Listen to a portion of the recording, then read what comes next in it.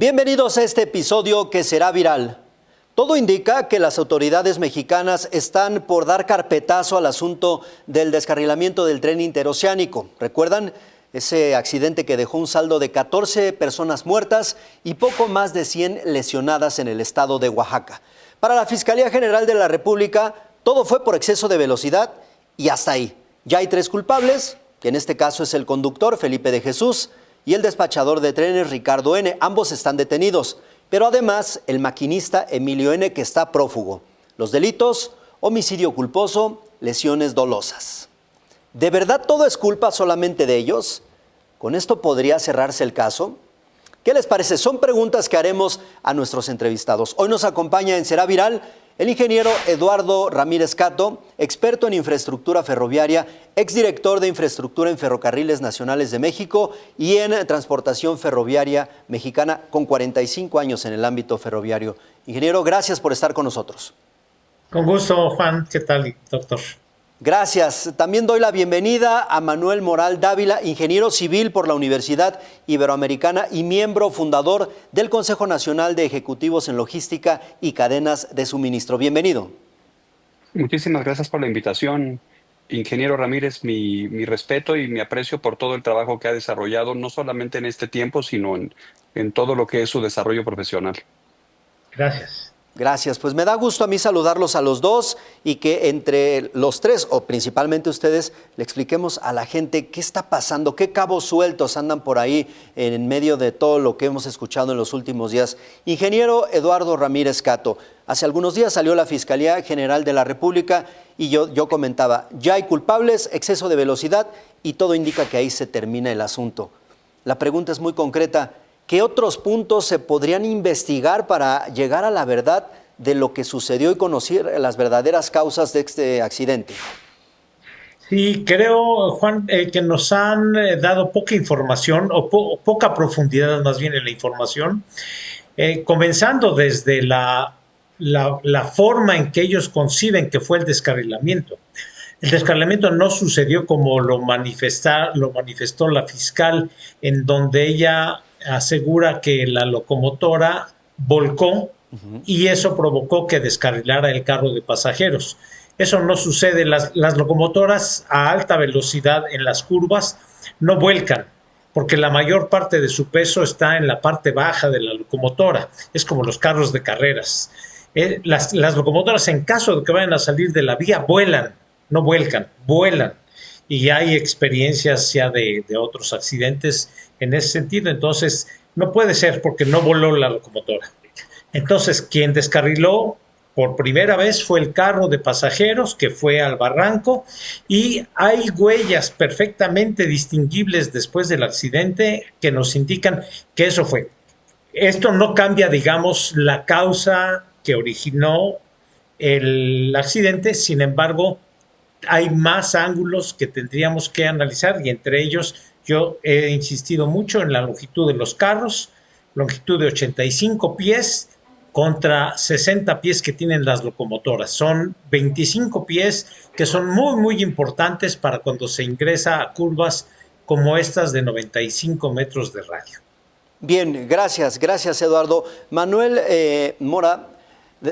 Manuel del Moral Dávila, ¿qué le parece de entrada la manera en que se empieza a cerrar esta investigación? Yo decía, con estos 3 responsables a los que ya nos ha colocado al frente, por delante la propia Fiscalía General de la República, ¿se mandan solos?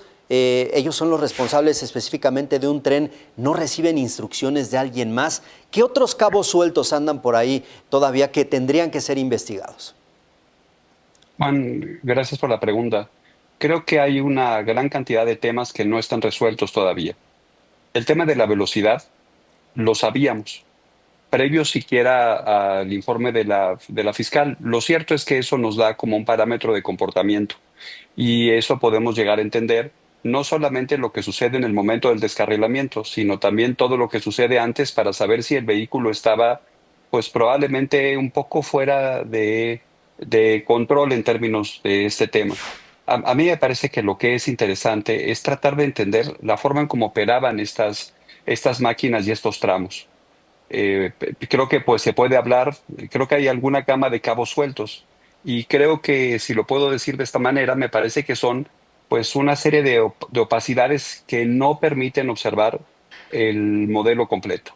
Lo primero, por ejemplo, por supuesto, el conductor y, digamos, los dos participantes que están inmersos, bajo qué control y bajo qué nivel de gobernanza operaban, digamos, en su proceso. Es decir, no hay nadie, no hay un mecanismo de control que les diga los límites de la velocidad, no hay mecanismos de encuentro, por ejemplo, a través de alguien que va viendo constantemente dónde están las velocidades.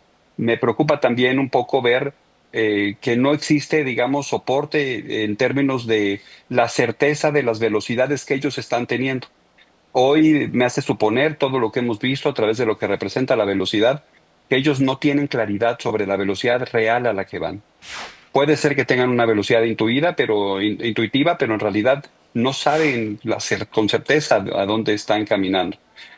Creo que, como bien lo dice el ingeniero, la configuración del tren lo hace todavía más difícil a través de lo que representan, digamos, no solamente máquinas en términos de tamaño, sino también en términos de antigüedad. Lo mismo que ocurre, por ejemplo, con los carros de pasajeros. Creo que es una visión como mucho más completa la que nosotros deberíamos, desde el punto de vista de la sociedad civil, de recibir como una especie de Ujú. soporte para tratar de entender lo que realmente sucedió. El Bien. concepto de la velocidad es un tema que lo sabíamos quizá desde el inicio. La pregunta que viene es así, la pregunta que viene atrás es ¿por qué?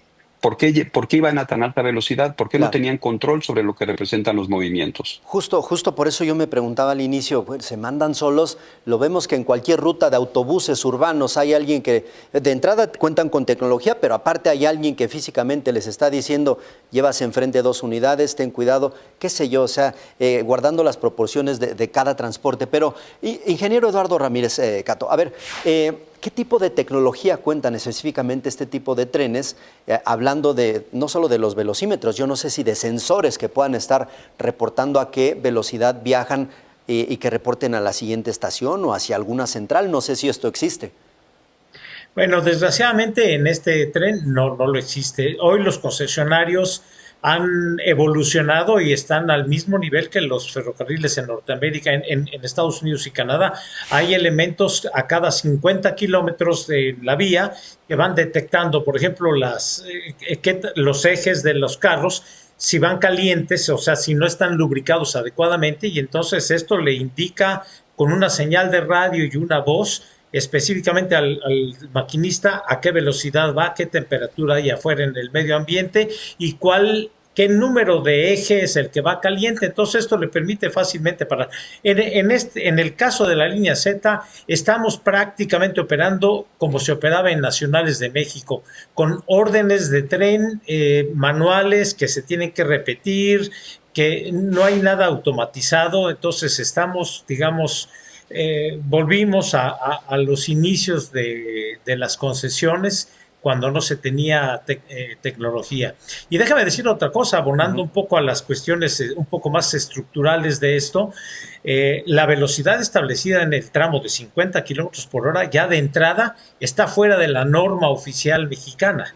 Es decir, está mal establecida porque ahí no deberían, siguiendo las fórmulas de la misma norma, Ujú. deberían de ser 39 a 43 kilómetros por hora la máxima que deberían de circular para una curva de esa naturaleza. Y otro punto adicional que además refuerza mucho la postura que ha mantenido el doctor del Moral en cuanto a que hay una constante de 1.6 arriba de la velocidad de horario, pues es que el velocímetro de la locomotora que iban operando el maquinista está en millas por hora. Eso lo tengo confirmado con amigos que conocen, que trabajan ahí en el ferrocarril. Llama muchísimo la atención este asunto. A ver, y si me permiten, voy a abrir un breve paréntesis, lo cerramos pronto. Se da a conocer que finalmente terminaron ya la construcción, se inaugura el tren interurbano de México hacia Toluca. Entiendo, es un transporte interurbano, pero ¿qué tanto varía en comparación con un ferrocarril como el que descarriló y demás? Eduardo Ramírez Cato. Sí, en este caso, en el insurgente Ajá. tienen sistemas Ahí sí diferentes. ya. Sí, Hay un poco más de controles, no conozco a detalle el tema de los controles de velocidad, pero además son tramos más cortos, es decir, es un tramo de 70 kilómetros y va electrificado, con lo cual eso cambia un poco la manera de operar, es más controlable. Por supuesto que deben de, siendo tecnología más avanzada, deben de tener algún sistema seguramente más avanzado en cuanto al control de velocidad, lo desconozco sinceramente. Gracias, gracias Eduardo. Bueno, pues ya iremos conociendo. Solo Si me quería permite aquí, ejemplificar. Sí, nosotros claro. conocemos dentro de este tren, el insurgente, ingeniero, tienen una torre de control mucho más clara y muy bien definida. Hemos tenido la oportunidad de visitarlo en algún momento determinado y hoy se puede decir que hay un cuarto de control para lo que representa la estructura de esa operación. Entonces, digamos que son dos operaciones diferentes, son dos perspectivas diferentes y creo que en un momento determinado no es justo, digamos, para el proceso de la operación comparar o tener un sentido de riesgo sobre este elemento cuando apenas empieza a operar el día de hoy. Claro, sí, ya llama la atención y solamente quería tener como un punto de Sí. referencia. Bueno, Sí, debo decir, Juan, que también en el tren interoceánico, es decir, lo que es el centro de control existe, es un cuarto en donde hay pantallas. ujú, El despachador conoce perfectamente en dónde va, o debería de conocer en dónde va cada tren, porque de otra manera no habría posibilidades de operar. Como estamos hablando de una vía sencilla, no hay vía doble en el interoceánico, es indispensable que haya comunicación constante y conocimiento del despachador en dónde están ubicados los trenes. A lo que me refiero es que en el insurgente, probablemente por ser un tren más moderno, con tecnología más actualizada, pueda haber algunos otros sistemas que yo desconozco que no los tiene el ferrocarril interoceánico, pero en cuanto a lo que es el centro de despacho, existe, digo, a lo mejor no es tan moderno, por supuesto, que el que tiene el insurgente, pero ahí se controlan todos los ferrocarriles en México, ujú. sea privados, sean más bien concesionados o sean públicos, tienen un centro de despacho que es quien controla todos los movimientos. Bien, Eduardo, muchas gracias. Manuel del Moral Dávila, regresemos entonces a lo que sucedió en Oaxaca y la pregunta es, a ver, en su momento, antes de conocer la investigación de la Fiscalía General de la República, se dio a conocer que la Auditoría Superior de la Federación ya había hecho observaciones en lo que tiene que ver con las vías. Nadie más volvió a hablar de esas observaciones y yo no sé si esto tenga que ver con el vínculo en donde aparece, sale a relucir el nombre del hijo del expresidente Andrés Manuel López Obrador, o por qué ya no se volvió a tocar este asunto de las vías. Es en realidad, Juan, un concepto un poco más amplio. Ujú. O sea, no solo se trata del diseño que ha respetado, digamos, o que ha permanecido a través del tiempo, a través de épocas porfirianas, que es en realidad, no son las mismas vías, sino en realidad, digamos, que son en su mayoría los mismos trazos, sino que todo por completo. Sí es verdad que hubo una cierta rehabilitación en algunas zonas donde se habló un poco sobre lo que representa la parte del basalto, del balasto, y ese balasto, por ejemplo, sí creo que en un momento dado habría que reconocer las calidades que tenía en términos de milímetros que ese basalto tiene, que es este elemento de soporte fundamental. Tendría que ver con las obras de drenaje que estarían localizados a lo largo para saber si en un momento determinado puede tener asentamientos en algunos lados. Me gustaría muchísimo, dentro de este nivel de conocimiento, quizá el ingeniero lo identifique mucho mejor que yo, si tiene sobrelevaciones en algún punto para evitar, por ejemplo, este tipo de volcamientos que pudimos haber encontrado para este carro de pasajeros. Creo yo que en este tema en particular es como la combinación de una gama de cosas que hay desde el principio hasta el final. O sea, es la combinación, por ejemplo, de lo que representa el diseño, de lo que representa la rehabilitación, de lo que representan los durmientes de madera contrastados contra los durmientes de concreto, que tiene que ver con el material de basalto del balasto que se ha colocado, digamos, a través de en algunas de las zonas para tratar de Claro.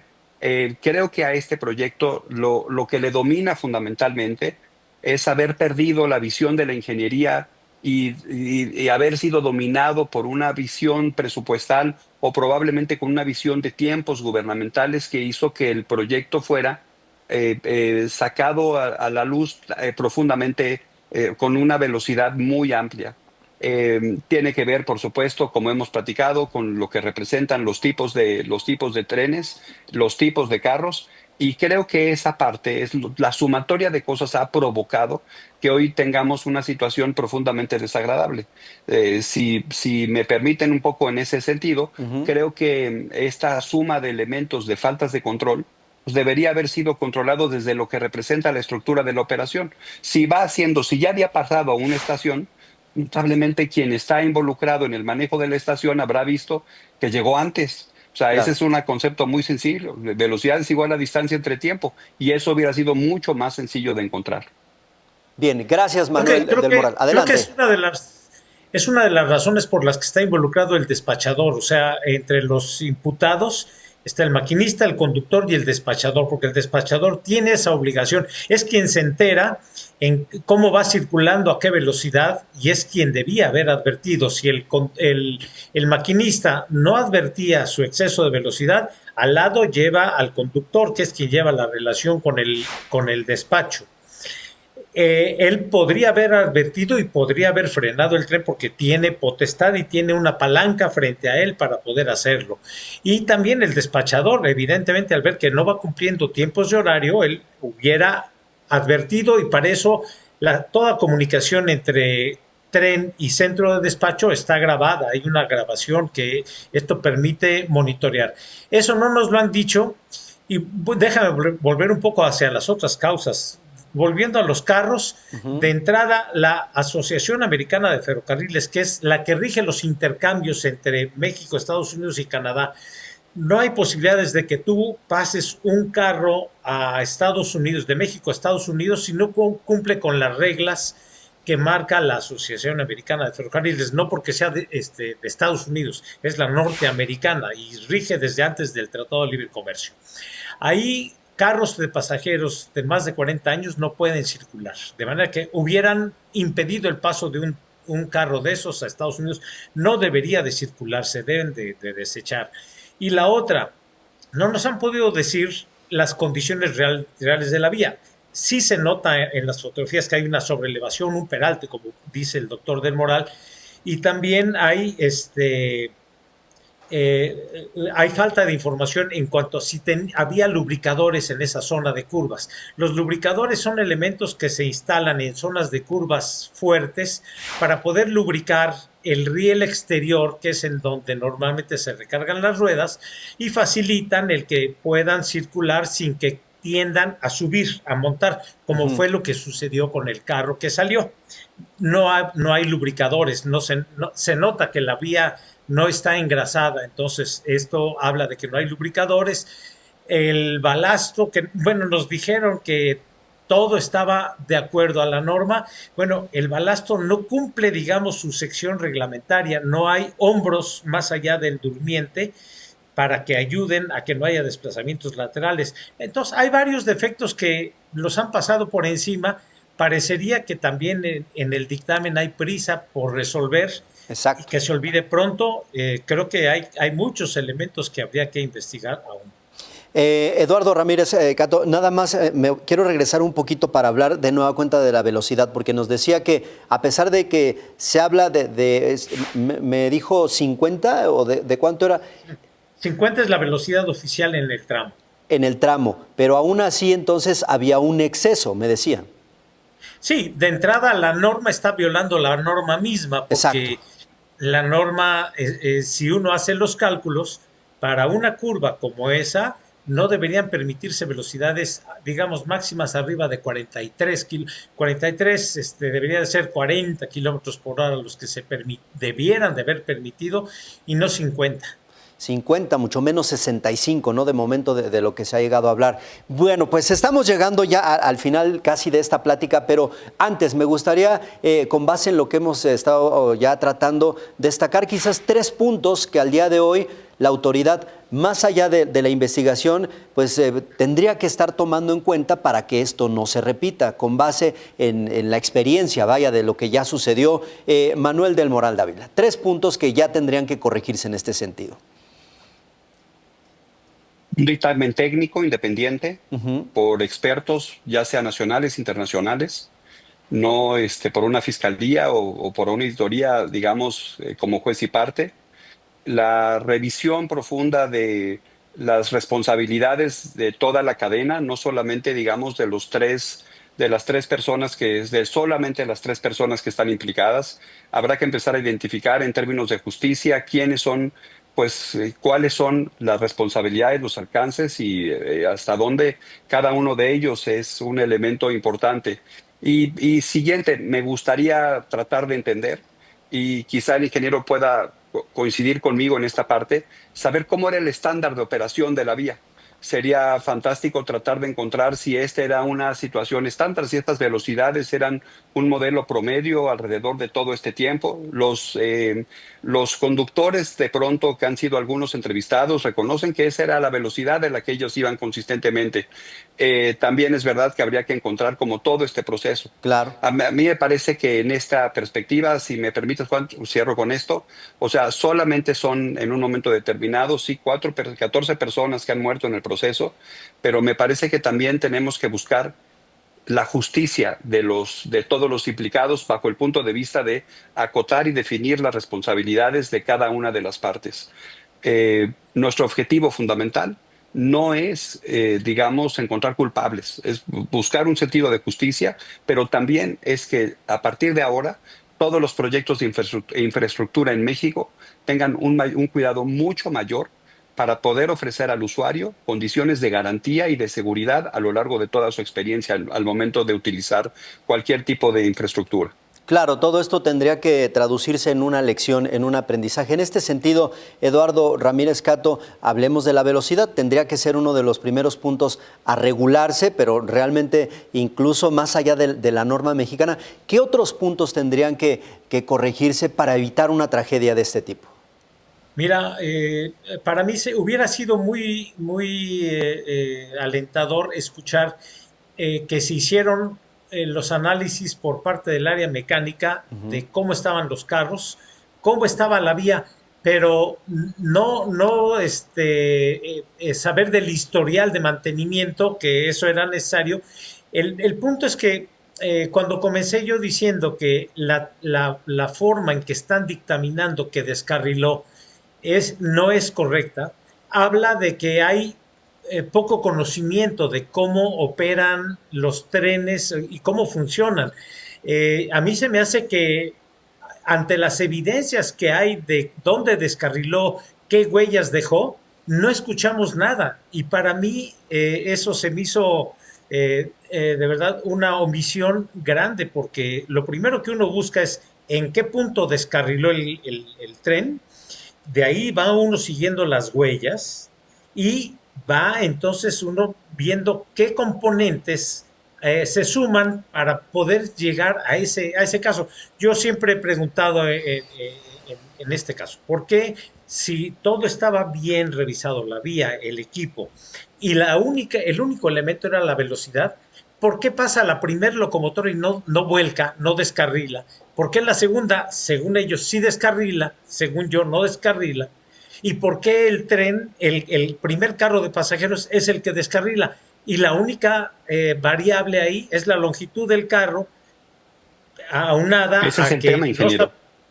aunado a que no sabemos si está lubricada la vía, aunado a que no sabemos exactamente cuál es el peralte que tiene la vía, aunado a que no sabemos si estaban bien sujetos los rieles en el durmiente y no abrió la vía, porque si abrió la vía, eso también ayuda a que suba. Es decir, son tantos elementos que no se nos dijeron, que no se analizaron, que entonces con un dictamen tan simple como este surgen muchísimas preguntas. Sí, por supuesto, nos quedamos con muchísimas dudas y una de las dudas que a mí me queda en este momento es, ¿fue un error dejarle a la Secretaría de Marina la administración de este ferrocarril? Por lo que yo he escuchado, quienes han estado cercanos a ellos en este proyecto, en la experiencia no la escuchan. Ellos escuchan la orden de que hay que terminar en X tiempo y así se hace. Entonces la experiencia está de lado. Un dictamen independiente, no creo que vaya a tomar el gobierno el riesgo de tener un dictamen parecido al de DNB en la línea 12, porque se arriesgarían a que les dijeran otros culpables que no quisieran mencionar. Muy bien, pues ahí está, son, decía, muchísimas dudas las que quedan, ya no pudimos profundizar en que si estos trabajadores no contaban incluso con las licencias vigentes y que ya nadie estaba preocupado por renovarlas, en fin, muchísimos puntos que ojalá que conforme avance la investigación podamos tener más detalles y por supuesto quedaría aquí el espacio para analizar lo que se dé a conocer. Bueno, antes de irnos de manera muy breve, ingeniero Manuel del Moral Dávila, vamos a hacer esta dinámica muy práctica. En una sola palabra, está un poco complicado, pero en una palabra, ¿cómo definiría lo que sucedió con el tren interoceánico, la investigación, lo que se vive al día de hoy y demás? Es un gran reto, Juan. Descuido, utilizo la expresión. Descuido. Descuido, gracias. Eduardo Ramírez Catto, en una palabra, ¿cómo lo definiría? Inexperiencia. Descuido e inexperiencia fue lo que nos llevó a presenciar esta tragedia que lamentablemente dejó 14 muertos y más de 100 personas lesionadas. Y ahí queda, partiendo de este descuido e inexperiencia, pues que se convierte en una lección para evitar alguna tragedia de este tipo de nueva cuenta. En fin, pues les decía que llegamos al final de este episodio que sin duda será viral. Agradezco al ingeniero Eduardo Ramírez Catto, experto en infraestructura ferroviaria, exdirector de infraestructura en Ferrocarriles Nacionales de México y en transportación ferroviaria mexicana. Gracias, ingeniero. Gracias a ustedes. Gracias, doctor. Qué amable. También agradezco a Manuel del Moral Dávila, ingeniero civil por la Universidad Iberoamericana y miembro fundador del Consejo Nacional de Ejecutivos en Logística y Cadena de Suministro. Muchas gracias, ingeniero Manuel. Juan, muchísimas gracias por la invitación. Ingeniero Ramírez, un privilegio compartir con usted.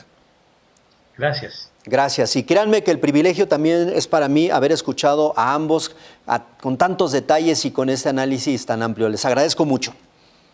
Gracias, Juan. Muchísimas gracias. Pero sobre todo, gracias a ustedes también por haberse quedado hasta el final de este video, de este episodio que sin duda será viral. ¿Qué piensan de este asunto? ¿Queda este cabo suelto? Nadie habló ya de esta auditoría en donde se hablaba de todos estos detalles que presentaban las vías y ya ni qué decir de quienes intentan o intentaron que se investigara al hijo del expresidente Andrés Manuel López Obrador, porque bueno, pues esos puntos ya no se tocaron por parte de la Fiscalía General de la República. ¿Ustedes qué piensan? De acuerdo a lo que escucharon y de acuerdo a toda la información que ha fluido en los últimos días, ojalá que puedan dejarnos por aquí un comentario, ojalá que puedan compartir el video para que llegue más gente, pero sobre todo que nos acompañen en el próximo episodio que sin duda será viral. Ustedes saben que en cada episodio tenemos un caso de impacto. Yo soy Juan Rivas, pásenla bien por favor.